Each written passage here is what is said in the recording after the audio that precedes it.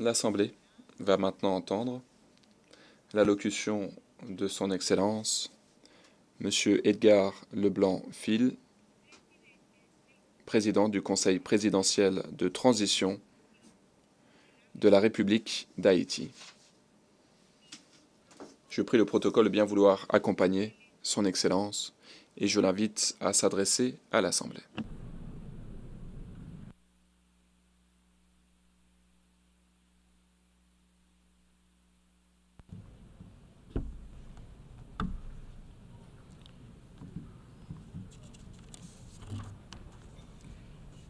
Excellences, Monsieur le Président de l'Assemblée générale, Monsieur le Secrétaire général des Nations unies, Excellences, Mesdames, Messieurs les chefs d'État et de gouvernement, Mesdames, Messieurs les chefs de délégation, distingués délégués, chers compatriotes, j'ai l'immense honneur de représenter ici à la tribune de l'Assemblée générale des Nations unies, à un carrefour particulier de son histoire, le peuple haïtien, digne et fier, qui, malgré les tempêtes de tous ordres, a toujours su se relever. Première république noire du monde, Haïti porte dans ses entrailles la fierté d'une lutte héroïque pour la liberté et la dignité humaine. Elle se trouve aujourd'hui à un carrefour décisif. C'est donc avec le poids de cette histoire et l'espoir d'un avenir meilleur que je m'adresse à vous en appelant à la solidarité agissante de la communauté internationale. Permettez-moi tout d'abord d'adresser mes chaleureuses félicitations à vous, Son Excellence Philémon Yang, ancien Premier ministre du Cameroun, pour votre élection en tant que président de cette 79e session de l'Assemblée générale. Haïti se tient fermement à vos côtés et vous assure de tout son soutien tout au long de votre mandat afin de faire de cette session un succès pour l'ensemble de la communauté internationale. Qu'il me soit permis aussi de saluer l'excellente qualité du travail accompli au cours de la 78e session par votre prédécesseur, Son Excellence, M. Denis Francis de Trinité et Tobago, qui a su conduire les travaux avec dextérité, sagesse et leadership. Je saisis également cette occasion pour exprimer au nom du peuple haïtien toute notre gratitude à vous, Monsieur le Secrétaire général Antonio Guterres, pour votre visite en Haïti, votre présence sur notre sol et votre soutien indéfectible à notre démarche auprès du Conseil de sécurité, notamment pour renforcer la police nationale d'Haïti. Vos récentes interventions en faveur d'Haïti ont été vivement appréciées et resteront gravées dans nos mémoires. Je tiens à exprimer ma plus profonde gratitude à la communauté internationale pour le soutien apporté à mon pays en ces temps de crise. Cette solidarité, qu'elle se manifeste à travers des initiatives de sécurité, d'aide humanitaire ou de soutien au développement, est grandement appréciée. Par cette coopération continue et mieux adaptée, Haïti se remettra plus forte, plus résiliente et engagera confiante sa marche assurée vers le développement et le progrès. Je salue ici tous les compatriotes haïtiens à travers le monde, qui, tout en restant attachés à leur pays natal, sont obligés de chercher d'autres cieux plus cléments pour gagner leur vie. Tout le monde reconnaît qu'ils sont de rudes travailleurs. Je veux leur dire, partout où ils se trouvent, que le Conseil présidentiel de transition et le gouvernement pensent à eux en attendant que les conditions soient réunies pour qu'ils reviennent au bercail. J'en profite pour saluer Amnesty International et d'autres organismes opérant dans le domaine de la défense des droits humains qui suivent de près les violations des droits des migrants haïtiens à travers le monde. Je me permets, au nom du peuple haïtien, de saluer fraternellement tous les amis d'Haïti qui ont fait preuve de solidarité envers les migrants de notre pays, en particulier ceux résidant à Springfield dans l'Ohio aux États-Unis. La longue histoire d'amitié et de solidarité réciproque entre nos deux nations, depuis notre participation à la bataille de Savannah en 1779, nous permet de dire avec confiance que le peuple américain rejette toute incitation à la haine contre notre communauté. La participation active des immigrés haïtiens à différents niveaux de la vie des États-Unis est tangible et significative. À cet égard, les passions qui émergent naturellement lors d'une campagne électorale ne devraient en aucun cas servir de prétexte à la xénophobie ou au racisme dans un pays tel que les États-Unis, une nation forgée par des immigrants de toutes origines et qui s'est érigée en modèle de démocratie à l'échelle mondiale. Monsieur le Président, Excellences, Mesdames et Messieurs, le thème de cette 79e Assemblée générale, ne laisser personne de côté, agir ensemble pour la paix, le développement durable et la dignité humaine des générations présentes et futures, résonne profondément avec les défis majeurs auxquels le monde est confronté aujourd'hui. Ce thème est un appel urgent à l'unité et à la coopération internationale dans un contexte où les inégalités, les conflits et la crise climatique exacerbent la vulnérabilité de millions de personnes à travers le globe. Alors que de nombreuses nations peinent à atteindre les objectifs de développement durable, il est plus que jamais nécessaire de garantir que toutes les voix, en particulier celles des plus marginalisées, soient incluses dans les processus de décision mondiaux. Cette thématique revêt également une importance capitale dans le contexte de la crise actuelle en Haïti. Il incarne l'essence même de notre lutte pour restaurer la paix et la stabilité, tout en assurant que chaque citoyen haïtien, chaque citoyenne puisse jouir de ses droits fondamentaux. Agir ensemble, comme le souligne le thème, est essentiel pour Haïti, car notre redressement ne peut se faire pleinement sans cette solidarité internationale. Monsieur le Président, Excellences, Mesdames et Messieurs, aujourd'hui notre monde est confronté à des défis d'une ampleur sans précédent, des défis qui préoccupent profondément l'ensemble de la communauté internationale.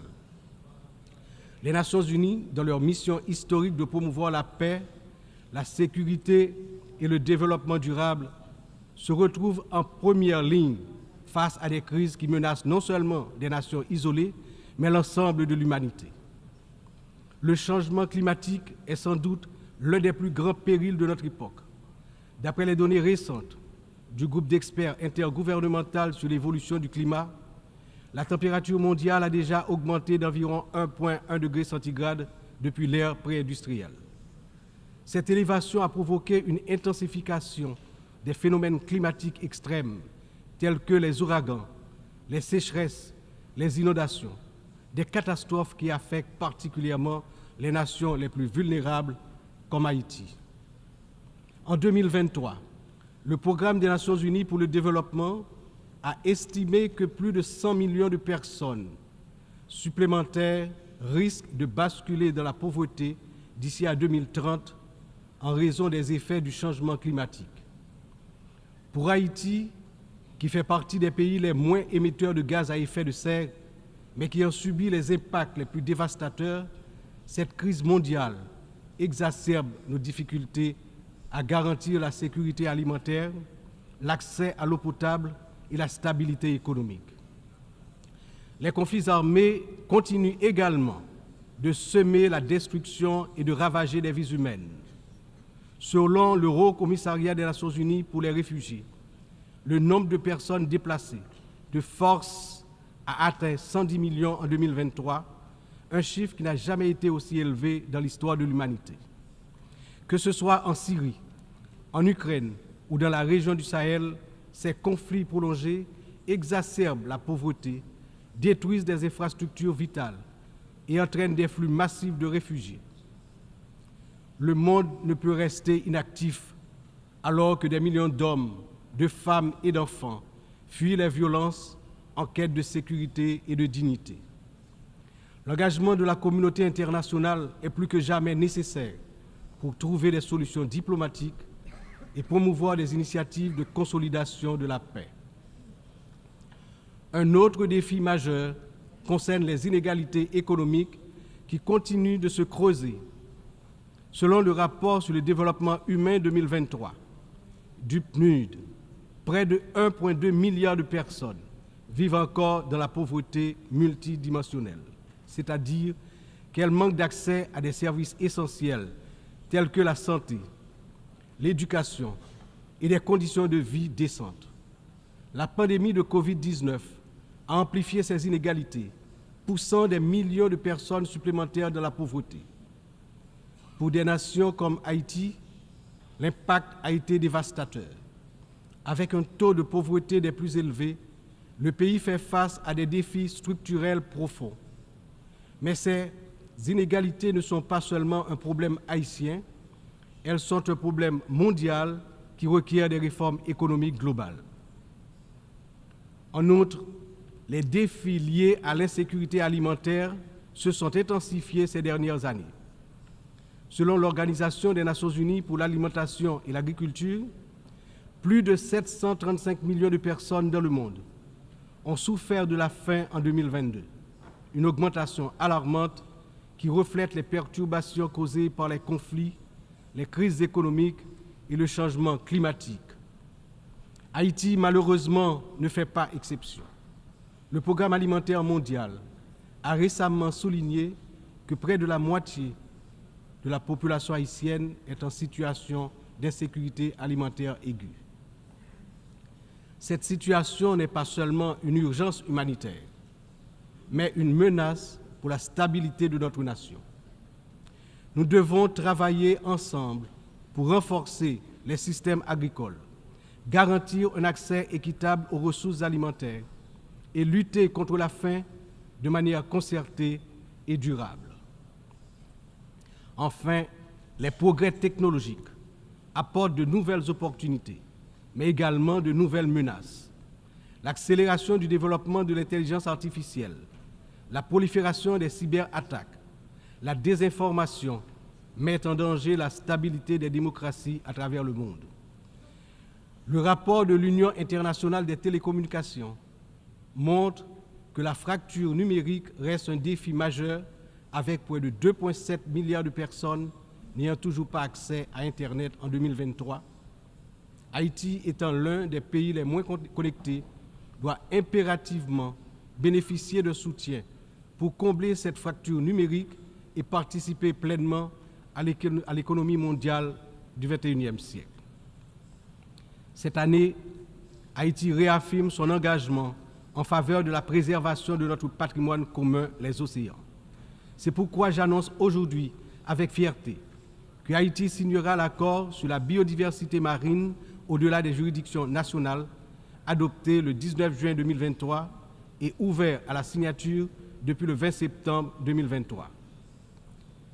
Cet accord est un outil crucial pour garantir la protection de la biodiversité marine, promouvoir une exploitation durable des ressources marines et renforcer la résilience des États insulaires comme le nôtre face aux défis du changement climatique. Haïti est déterminé à collaborer avec la communauté internationale pour s'assurer que cet accord profite à toute l'humanité, tout en contribuant à la protection des écosystèmes marins dont nous dépendons tous. Ces défis mondiaux ne peuvent être relevés que par un engagement renouvelé en faveur du multilatéralisme, de la solidarité et de l'action collective.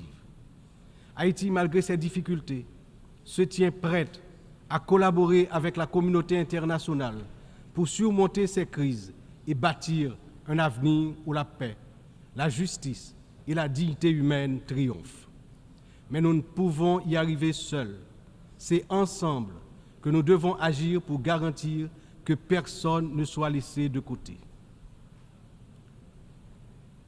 Excellences, Mesdames, Messieurs, en proclamant l'indépendance d'Haïti le 1er janvier 1804, le général Jean-Jacques Dessalines, père fondateur de notre patrie, a donné aux droits de l'homme leur caractère universel. En d'autres termes, avec le triomphe de la révolution haïtienne de 1804, Ayant lancé le processus de démantèlement de l'ordre colonial et esclavagiste, les droits de l'homme ont cessé d'être uniquement les droits de l'homme blanc pour devenir les droits de tous les hommes, de toutes les femmes, c'est-à-dire les droits de l'humanité tout entière. À ce titre, en tant que représentant de la République d'Haïti, porte-parole officiel du peuple haïtien, je me vois dans l'obligation d'attirer l'attention des dirigeants des grandes puissances sur le danger de guerre nucléaire menaçant l'existence des peuples sur tous les continents. Dans cette optique, au nom de la République d'Haïti, je lance un vibrant appel aux chefs d'État de tous les pays membres des Nations Unies pour leur demander d'éviter à l'humanité le péril de la fin de la civilisation sur Terre. Monsieur le Président, Excellences, Mesdames et Messieurs, je m'exprime aujourd'hui avec l'expérience de plusieurs années consacrées au service de mon pays. Mon parcours politique, profondément ancré dans l'histoire d'Haïti, m'a permis de traverser de nombreuses épreuves, toujours avec un même objectif, le progrès de mon pays, la fierté, la dignité restaurée et le bien-être du peuple haïtien meurtri. Ayant présidé le Sénat de la République de 1995 à 2000, puis ayant été témoin de moments critiques de notre histoire politique, j'ai vu de près les défis auxquels notre nation a été confrontée. Mon engagement politique remonte à une époque où les luttes pour la stabilité et la démocratie étaient omniprésentes. Aujourd'hui, en tant que président du Conseil présidentiel de transition, je me retrouve à nouveau à un moment charnière de l'histoire d'Haïti. Mon parcours m'a enseigné que la résilience et la volonté collective sont les seules voies pour garantir un avenir stable et prospère. C'est avec cette vision, ce dévouement et la force que confère cette riche expérience politique que je m'engage à conduire la transition déterminée à mener Haïti vers la paix, la sécurité et la démocratie participative par la tenue de la conférence nationale, le renouvellement du personnel politique à travers des élections libres, crédibles, transparentes.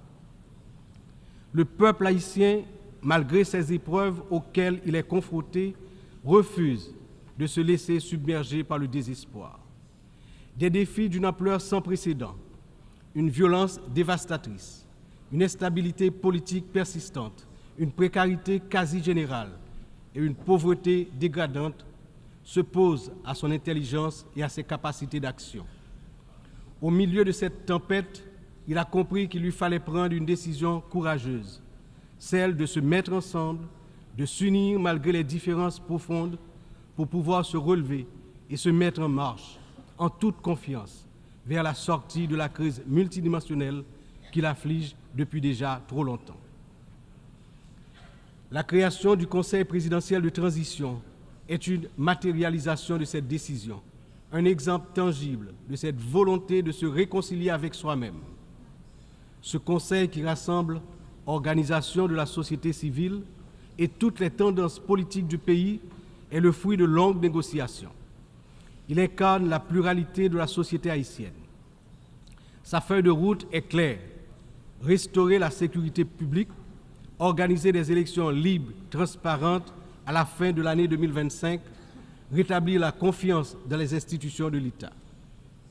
Pour y parvenir, nous, responsables au plus haut niveau de l'État, savons que nous aurons besoin du soutien de la communauté internationale.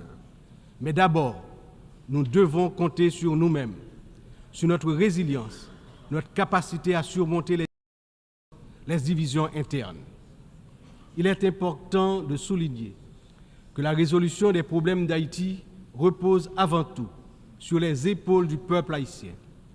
Il est de notre devoir, en tant que nation souveraine, de prendre en main notre destin, de surmonter les divisions et de construire ensemble un avenir de paix et de prospérité.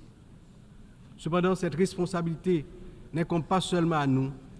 La communauté internationale, les Nations Unies, les puissances étrangères qui ont souvent joué un rôle décisif dans l'histoire d'Haïti ont également une part essentielle dans ce processus de restauration de la paix, de redressement économique, de renouvellement institutionnel et d'établissement d'un État de droit. En ce sens, L'échec d'Haïti à se relever n'est pas seulement celui d'une nation. Il traduit un échec collectif, une incapacité mondiale à respecter pleinement les principes de solidarité, de justice et de coopération internationale. C'est ensemble, avec une responsabilité partagée et un engagement renouvelé, que nous pourrons transformer cette crise en opportunité et tracer une voie durable vers la paix. Aujourd'hui, Haïti fait face à une crise sécuritaire d'une gravité sans précédent. La montée en puissance des gangs armés, la violence généralisée, l'instabilité politique ont plongé la nation dans un état de vulnérabilité extrême. Les citoyens vivent dans la peur, incapables de circuler librement partout sur le territoire national, d'aller travailler ou d'envoyer leurs enfants à l'école sans risque, notamment dans la région métropole de Port-au-Prince, la capitale. Cette situation affecte tous les aspects de la société haïtienne, fragilise les institutions, paralyse l'économie, mine l'espoir de lendemain meilleur. L'avenir du pays est menacé. 50% de l'effectif des gangs de la région de la capitale sont constitués d'enfants et d'adolescents, filles et garçons. Ils servent souvent de chair à canon lors des opérations contre les forces de l'ordre. Ils sont l'objet de graves violences de toutes sortes, y compris des violences sexuelles. Ces abus et violences exercés contre des enfants et des adolescents doivent être considérés comme un crime contre l'humanité, compte tenu de leurs conséquences sur les générations à venir. Le rétablissement de la sécurité nationale est une priorité absolue pour les autorités haïtiennes. Elles sont pleinement engagées à mettre fin à cette spirale de violence et à restaurer l'ordre afin de garantir à chaque citoyen, à chaque citoyenne, le droit fondamental à la sécurité. Elles sont conscientes que la paix et la stabilité sont les fondements indispensables pour permettre à Haïti de se redresser, de rétablir la confiance dans ses institutions, d'assurer le développement socio-économique du peuple. Dans cette optique, la décision du Conseil de sécurité d'autoriser le déploiement de la mission multinationale d'appui à la sécurité à travers la résolution 2699 a été une réponse directe aux appels du peuple haïtien. Cette mission, bien que n'étant pas une force onusienne classique, incarne l'engagement de la communauté internationale à soutenir Haïti dans sa lutte contre l'insécurité. J'exprime au nom du peuple haïtien ma profonde gratitude aux États contributeurs, notamment au Kenya, pour avoir accepté d'assumer le leadership de la mission, ainsi qu'à tous les pays qui ont apporté leur soutien. Les forces de sécurité nationale, avec l'appui de la mission, ont déjà montré des résultats tangibles sur le terrain permettant à la population de retrouver progressivement une certaine normalité. Beaucoup, néanmoins, reste encore à faire. Haïti a accueilli plusieurs missions des Nations Unies au cours des 3 dernières décennies, notamment la MINUSTA. Si certaines de ces missions ont contribué à stabiliser temporairement le pays, elles ont également laissé un héritage lourd de conséquences. Des allégations de violations graves des droits humains, y compris des abus sexuels, ont ébranlé la confiance du peuple haïtien. L'absence de poursuites et de réparation pour les victimes a renforcé un sentiment d'impunité, minant ainsi les efforts de reconstruction. Il n'est cependant jamais trop tard pour bien agir et pour tirer des leçons du passé. En repensant l'approche, nous avons l'opportunité de redorer le blason des missions internationales en Haïti et de construire un avenir meilleur pour le peuple haïtien. C'est dans cet esprit que nous souhaitons voir amorcer une réflexion sur la transformation de la mission de soutien à la sécurité en une mission d'opération de maintien de la paix sous mandat de l'Organisation des Nations Unies. Cette transformation permettrait non seulement de sécuriser un financement plus stable et d'élargir les capacités de la mission, mais également de renforcer l'engagement des États membres en faveur de la sécurité en Haïti. Je suis convaincu que ce changement de statut, tout en s'assurant que les erreurs du passé ne se répètent pas, garantira le plein succès de la mission en Haïti. Excellences, Mesdames et Messieurs, je me tiens aujourd'hui devant cette Assemblée en tant que voix de la République d'Haïti, pays dont l'histoire est inextricablement liée aux idéaux de liberté et de justice que nous célébrons tous ici. Mais Haïti, la première nation noire indépendante du monde, est aussi la grande victime d'une injustice historique qui a non seulement retardé son développement, a aussi marqué son peuple d'un fardeau dont les répercussions se font encore sentir. En 1825, à peine 21 ans après avoir gagné sa liberté au prix d'une lutte héroïque, Haïti a été contrainte de payer une dette colossale à la France, pays colonisateur, en échange de la reconnaissance de son indépendance. Cette rançon imposée sous la menace a siphonné les ressources de la jeune nation, la plongeant dans un cycle infernal d'appauvrissement dont elle peine toujours à sortir. Cette dette a été une forme de punition pour sa hardiesse à se libérer des chaînes de l'esclavage et hisser l'être haïtien à la dignité de l'homme. Elle a été une pénalité injuste qui a asphyxié le potentiel économique et social du peuple noir d'Haïti pendant des générations. Dans le contexte d'aujourd'hui, où plus que jamais, l'attention est portée sur les efforts pour restaurer sans délai la sécurité et répondre aux immenses besoins humanitaires en Haïti, il me paraît important d'attirer l'attention de l'Assemblée sur les séquelles du passé colonial et des rançons payées à certaines puissances qui ont largement hypothéqué le développement d'Haïti. Il n'est pas sans intérêt de rappeler qu'Haïti a été le seul pays à avoir payé pour son indépendance, obtenue pourtant dans le feu et dans le sang. À la veille du bicentenaire de cet événement inédit dans l'histoire du monde, n'est-il pas venu le moment de la restitution des montants consentis? À cet égard, mon pays s'est félicité des propositions formulées par un certain nombre de gouvernements et également certaines agences des Nations Unies pour des actions concrètes en vue de la reconnaissance, la réparation et la restitution des torts du passé.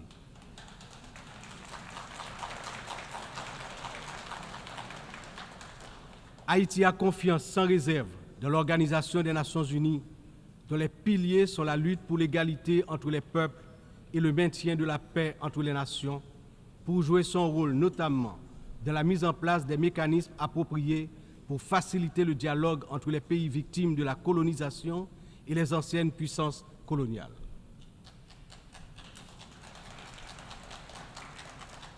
Ici, à cette 79e session de l'Assemblée générale, Haïti est par mon entreprise, non pas simplement pour revendiquer une réparation, mais pour poser une question de principe, celle de la justice immanente. Ma démarche est résolument engagée, structurée et bien documentée.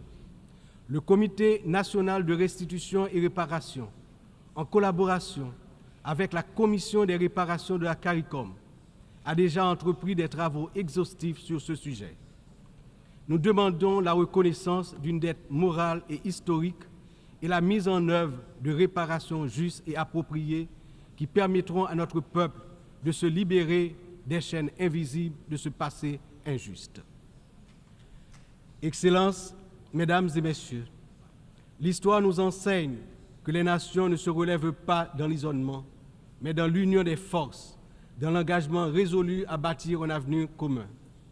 Haïti, cette terre qui a offert au monde un symbole de liberté inébranlable et qui a aidé plusieurs nations à se libérer du joug du colonialisme barbare, ne cherche pas la charité, mais la justice, le respect,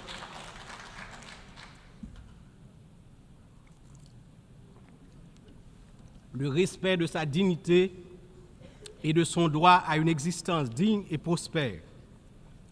Les défis auxquels nous sommes confrontés aujourd'hui sont certes immenses, mais ils ne sont pas insurmontables. Ils exigent de nous tous une vision partagée, un sens profond de notre humanité commune et la détermination à transformer les crises en occasion de renouveau. Chaque nation, grande ou petite, riche ou vulnérable, porte une part de l'avenir collectif entre ses mains. C'est dans cette interdépendance que réside la force véritable du multilatéralisme.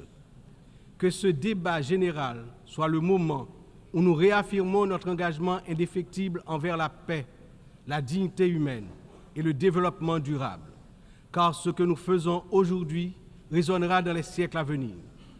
L'histoire jugera la manière dont nous aurons su répondre aux défis de notre temps.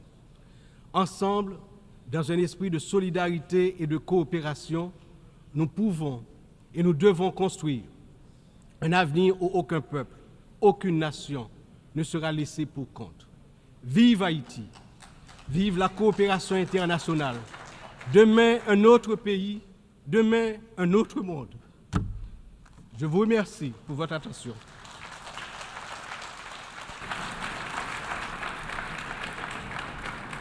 Je remercie, au nom de l'Assemblée, le président du Conseil présidentiel de la transition de la République de Haïti. Seguidamente,